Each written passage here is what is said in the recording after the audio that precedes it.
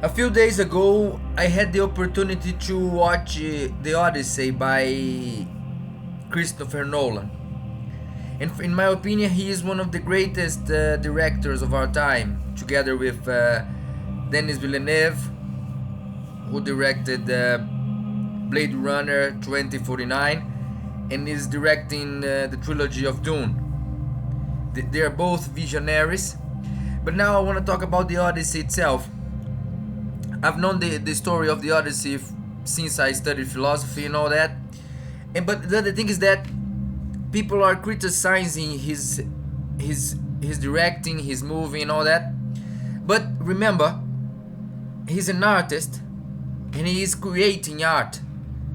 And my friends, it is a very beautiful movie. And the interesting thing is that he is using techniques to preserve the practical aspect of a movie. He does not like to use AI or CGI. He likes to use practical techniques to create reality, to give us an opportunity to immerse ourselves in a story and believe in that story and feel that story.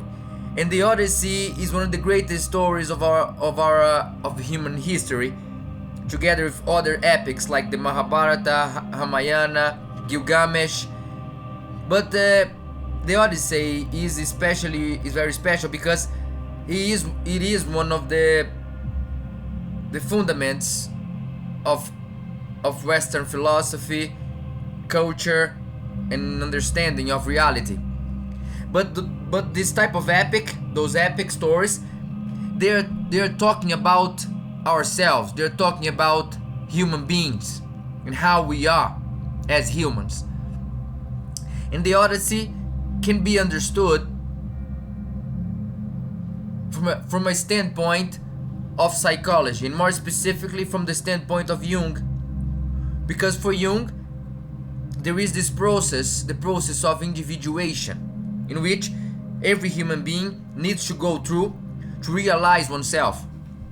And in the process of the film, and in the story of the film, the story of Odysseus making his way back to his home, to Ithaca, he goes through many challenges and adventures and disadventures. But when you look at the symbolic level, we can understand that the journey of Odysseus is the journey of each and every one of us.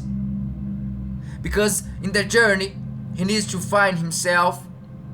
He goes in the depths of darkness. He fails. He cries. He makes mistakes. And then he keeps on going. He never gives up. And that is a message, a powerful message for us. Because we are in this process, in this journey, in our own journey, not in order to find oneself, but to realize our lives, to realize existence, human existence. It's interesting because people tend to criticize the story from in my opinion, very weak points of view, because they're criticizing the characters he used, what he omitted, because he's not in accordance with the original story and all that. But remember, that is an art creation, and as an art creation, it reflects the ideas that were in the heart and in the mind of the creator, such as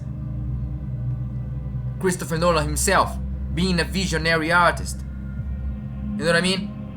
The message is very powerful. It's very human, a very human message. Because the greatness of this movie is not just the sights and the experience he provides with the scenes, with very practical scenes, very hard scenes to do, you know. Christopher Nolan is trying to show us that Odysseus is us, and we are Odysseus. And remember, in the process of individuation, there is no perfection. There is no objective target. But there is the path itself. Each and every experience, each and every opportunity we have in our lives to choose to walk and to be ourselves. Because in a world of chaos, in a world of violence, of ignorance and destruction, there is space for each and every one to create and to be as humans as we can be, in order to keep walking on our own journeys. But remember, we are not alone. We have the illusion of being separate from the others, from the universe, but we are not. We are one and the same. But our ignorance persists in telling us otherwise. But the thing is that, like Odysseus, we gotta keep on striving. We gotta keep on walking, searching for life in every breath, in every step. After all, we are all growing together. We are one, and everything is Mandala.